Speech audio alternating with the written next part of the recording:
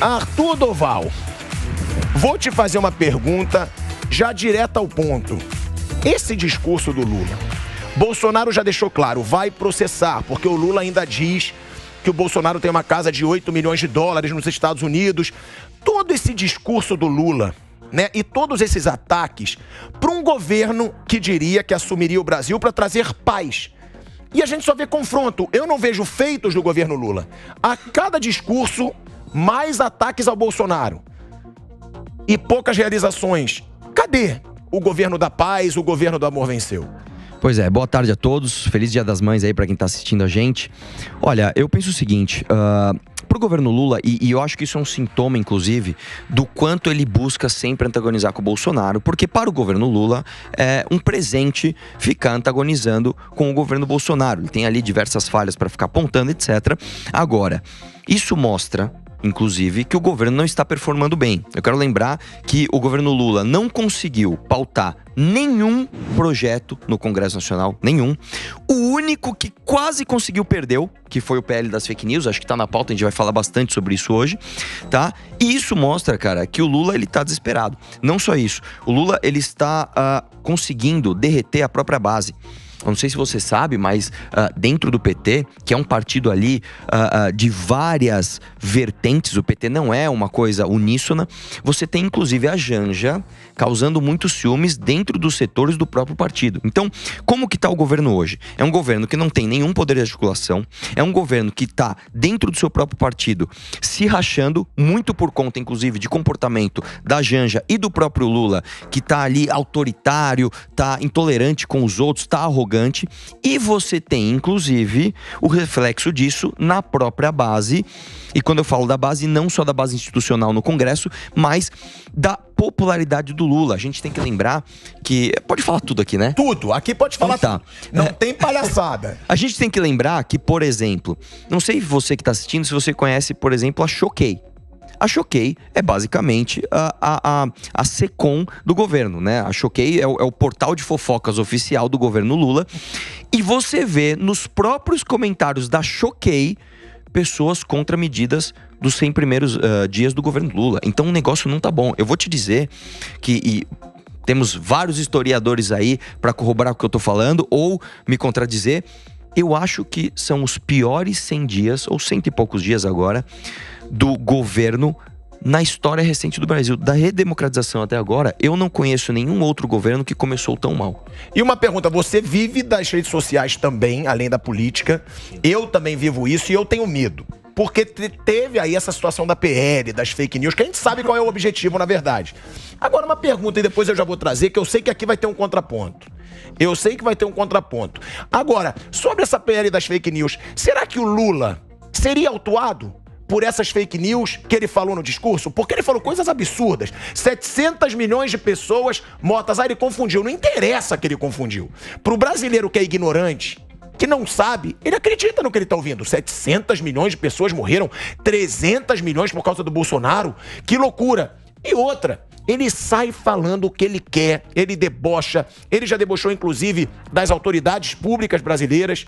Será que ele seria autuado? Olha, eu vou te dizer que eu gostaria de crer que o problema do PL fosse só esse: autuar alguém por fake news. Quem dera fosse esse o objeto do projeto, né? Eu quero, inclusive, lembrar que essa semana eu debati, não é que eu debati com um youtuber, eu debati com, sei lá, um entusiasta, um influencer, não. Eu debati com o relator do projeto, Orlando Silva, do PCdoB, né? E ele simplesmente não conseguiu me explicar diversos pontos, e aí eu vou passar a palavra para eles, mas assim, eu queria bastante falar disso, porque isso eu acho que é o maior perigo que nós estamos correndo atualmente, dos diversos pontos contraditórios desse projeto. A gente tem que lembrar que esse projeto não é um projeto apenas do governo Lula, por isso que ele é tão perigoso. Você tem ali diversas unidades do que se chama de sistema, com interesses diferentes num projeto que é um compilado de tudo isso, e é um perigo enorme. Então você tem interesses do STF, que não são os mesmos interesses do governo, você tem interesses do governo, você tem interesses das empresas oficiais de mídia, você tem interesses dos artistas, então é muito interesse e muita pegadinha nesse projeto, que se a gente tiver mais tempo eu gostaria de falar bastante sobre isso. A gente tem 4 horas de programa, então a gente vai poder falar de tudo que você puder apontar, porque é o nosso interesse. O interesse de expor os absurdos que tem nessa PL da censura. Nelson Kobayashi, meu amigo, comentarista aqui da Jovem Pan, já chegou também. Agora, Alex, sobre essa situação, né, do discurso do Lula. O quão patético foi esse discurso do Lula na Bahia, atacando o agro, atacando o Bolsonaro, como ele sempre faz, e atacando, acima de tudo, a verdade. Porque estava repleto de mentiras. Ele não tem assessor, não tem ninguém para falar com ele. A gente viu um bando de puxa-saco ali ao redor. Será que não tem um para chegar no ouvido dele, presidente, pelo amor de Deus, não são 700 milhões, 700 mil, presidente, 300 mil. São absurdos que ele fala e que a gente tem que escutar um presidente passar essa vergonha. Boa tarde a todos, bom Dia das Mães. É que, assim, parece que o interesse não é em falar a verdade, né? O interesse é em causar, independentemente de quem esteja do outro lado. Então, falar 700 milhões, eu poderia ter falado 7 bilhões também, não ia mudar nada. Não parece que tem um interesse real de passar a realidade, de passar o que está acontecendo, quais são os problemas. É uma guerra sempre de narrativas, né? Então, hoje, a pessoa que ele quer destruir é o Bolsonaro, então ele vai fazer de tudo para destruir qualquer coisa que o Bolsonaro fez. E não dizendo que o Bolsonaro só fez coisas boas, ele também fez muitas coisas erradas. Mas é triste você estar hoje num país onde a pauta de discussão de um presidente da República não é uma pauta sobre problemas reais, é sobre atacar o seu adversário. Eu acho que a gente merece muito mais do que isso. Parece que ele está em campanha ainda. Não, ele está em campanha. Inclusive, é só ver, ele não está no Brasil, né? Ele viajou, eu acho que é o presidente que jamais viajou nos primeiros 100 dias da história do Brasil. E não é só viajou, né? Vamos deixar claro, fez colônia de férias. Para a China foram 73 pessoas, 5 milhões e 500 mil reais gastos nessa viagem para a China. Até o líder do MST foi para a China. A questão da colônia de férias, e eu acho que você tocou um ponto que eu acho bastante relevante, é a questão dos impostos, né? Assim, a sensação que a gente tem quando a gente anda todo dia na rua é que ninguém tem... O brasileiro não sabe que ele está pagando essa conta. Isso é o que parece. Porque o Lula não tem o dinheiro para gastar.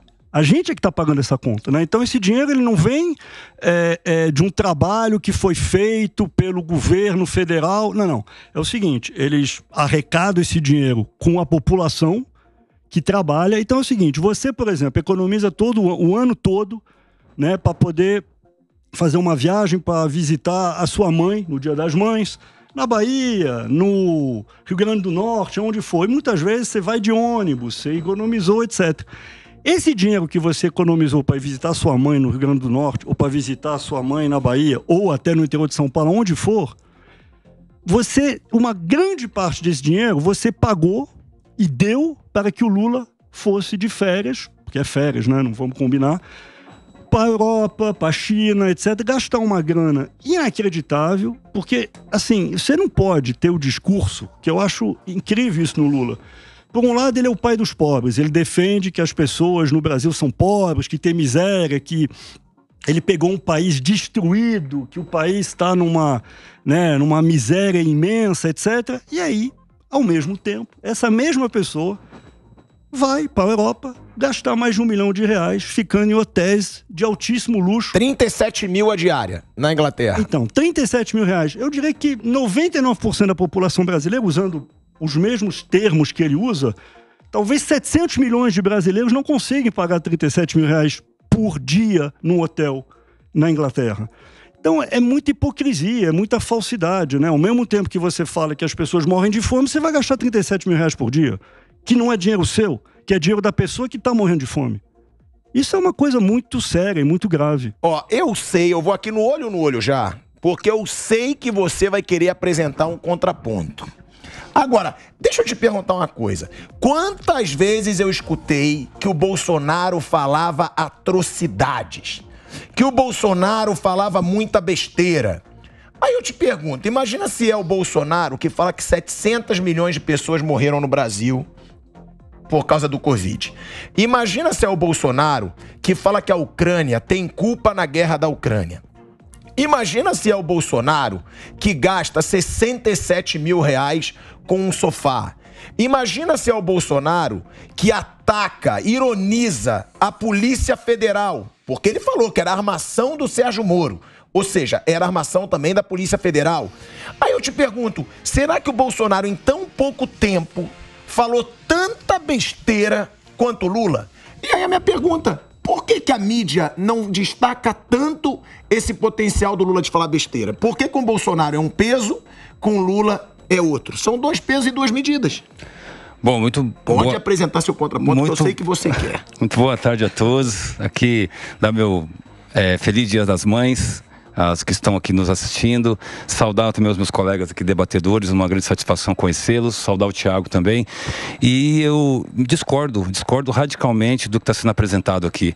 Primeiro, que as atrocidades que o Bolsonaro cometeu foram muito maiores do que essa fala do Lula. E qual o presidente da República que não tem eventualmente uma fala infeliz? Faz parte do jogo. Uma não. Eu te citei várias. Não, o Bolsonaro, pelo amor de Deus, olha, é impressionante, porque a sensação que eu tenho é que é uma defesa agora do Bolsonaro, porque ele perdeu a eleição e perdeu legitimamente, perdeu pelo voto e perdeu pelos erros que cometeu. Quer dizer, você minimizar a morte de famílias da Covid... Cara, o chefe de Estado não faz isso. Fechar as portas do Brasil para o cenário internacional, como o Bolsonaro fez. Cara, o Bolsonaro é uma vergonha nacional. O Brasil virou um pária internacional. Mas você está falando de fechar as portas internacionais. O Brasil... O Lula já está com os Estados Unidos, a Ucrânia e a União Europeia. Cara, o Brasil já... Em 100 dias. O Lula trouxe 15 acordos só indo para a China, que é a oportunidade de emprego, de novos negócios, novos empresários indo para o Brasil. Foi citada aqui a questão... É um baita exemplo para o mundo, a China, né? Baita exemplo. E é o país As do coisas próximo... que acontecem lá são maravilhosas. É o país do século XXI.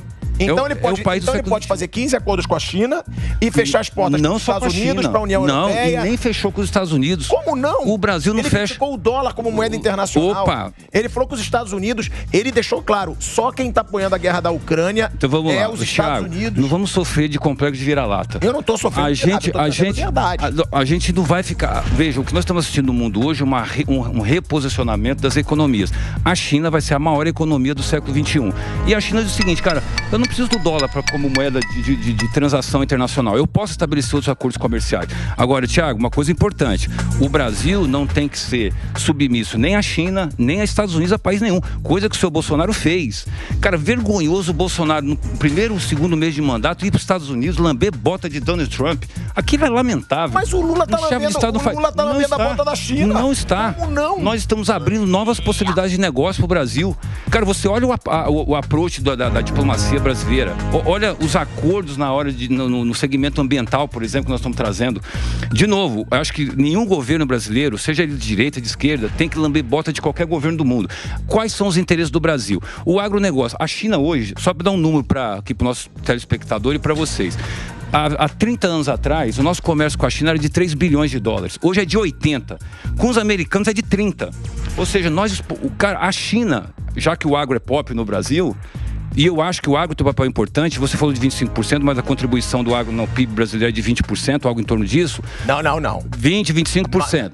Não chega a 25. 23, não chega a 25. Pronto. Vamos subir aí. Mas também não joga pra baixo. Também não joga pra baixo. Vamos fechar em 22,5? Ok, ó. O agro é pop, cara, mas... E eu reconheço isso, pelas dimensões do Brasil, cara, Deus é brasileiro. A gente não tem culpa se Deus é brasileiro, nós somos um país abençoado por terra, por clima, e é natural que o Brasil vai explorar essas potencialidades. Aliás, eu não sei se era essa pauta do seu programa hoje, é uma vergonha ficar discutindo hoje se vai ter invasão, se vai ser ocupação, como a gente fala do MST muitas vezes. Porque, cara, é uma discussão tão irrelevante do meu ponto de vista, que o Brasil tem tanto potencial, não fica entrando em umas discussões que não leva absolutamente a nada. É uma vergonha existir o MST. Não acho. É uma vergonha existir o MST. A existência do MST... Um movimento criminoso que invade a terra dos outros e é protegido pelo governo. Criminoso é fazendeiro que atira a resmo... Atira pra defender a terra dele, e eu atiraria também. Mas não tem terra sendo invadida, não tem terra privada. Não é terra privada. O líder do MST Ele convocou invasões direto da China. Claro que é invadido. Não, aí não. Você não pode dizer que não é invadido, porque aí eu vou defender o agro. Não, porque o homem do campo, ele trabalha pra ter a terra dele, ele compra a terra dele, ele sua pra produzir. Thiago, e aí chega um bando de vagabundos pra invadir a terra dele. Você tá generalizando, cara. Você não pode chamar um movimento, que é um movimento social legítimo, de vagabundo. Pra mim Pra mim, quem invade a terra dos outros é vagabundo. Vamos dar uma olhada, então. Vai trabalhar, vai fazer a produção na terra dele, vai trabalhar. Você tem ideia quanto que o Estado brasileiro vai pagar de juros da dívida pública só esse ano? Você tem ideia? Eu vou te falar, 670 bilhões de reais. Você acha que o MST que vai receber isso? Não é o MST que vai receber isso. Quem vai ganhar são os rentistas que vão ganhar. Então, se a gente tributasse uma parte dessa grana aí para fazer... E aí eu vou falar aqui, vou tomar um cuidado com o que eu vou falar. E a gente vai falar muito sobre esse assunto hoje ainda com o Salles, hein? Vamos falar. A gente já tá quebrando tanto pau aqui. Veja, quando eu falo aqui de reforma... quando eu falo de reforma agrária, aqui a gente pode entrar nesse assunto depois, eu sei que você tem com sua pauta aí para o programa ter que rodar, o nosso vai debater. Rodar. Mas diga assim, cara, essa discussão nem deveria existir no Brasil. A gente tá discutindo se o cara tem direito à terra ou se não tem. Evidente que tem que ter. A Inglaterra... Mas a discussão não deveria... Calma aí. Não, aí não. A discussão não deveria existir porque a terra não é sua. Não. Se fosse a sua terra, cara, invadida pelos outros. Vamos lá. É óbvio que a discussão tem que existir, porque o homem do campo ele tá se sentindo ameaçado. Não deveria haver nenhum movimento. Não deveria existir, porque todo mundo teria casa, todo mundo teria acesso à terra. A Constituição Federal Brasileira estabelece que a terra ela tem que cumprir uma função social. E tem muitas terras devolutas da União que são ocupadas por grileiros, e essas sim tem que ser objeto.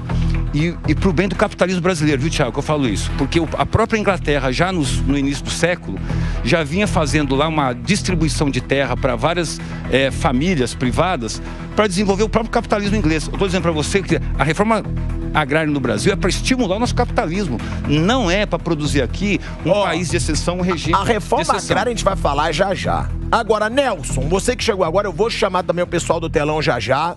Essa situação das fake news, né? Porque o que a gente mais viu no discurso do Lula foram fake news.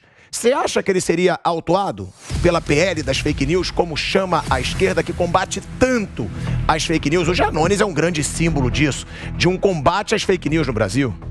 Olha, Thiago, como quem hoje decide o que é verdade e é mentira é o próprio governo, então ele não seria autuado. E fake news não é uma exclusividade do presidente Lula. A gente já viu aqui, só nesses 20 minutos aqui, uma série de fake news. Eu acabei de ouvir uma que me chamou muita atenção. Primeiro, boa tarde, Thiago, boa tarde. Alex, Arthur, Vonei. Mas acabei de ouvir que o MST não invade terra.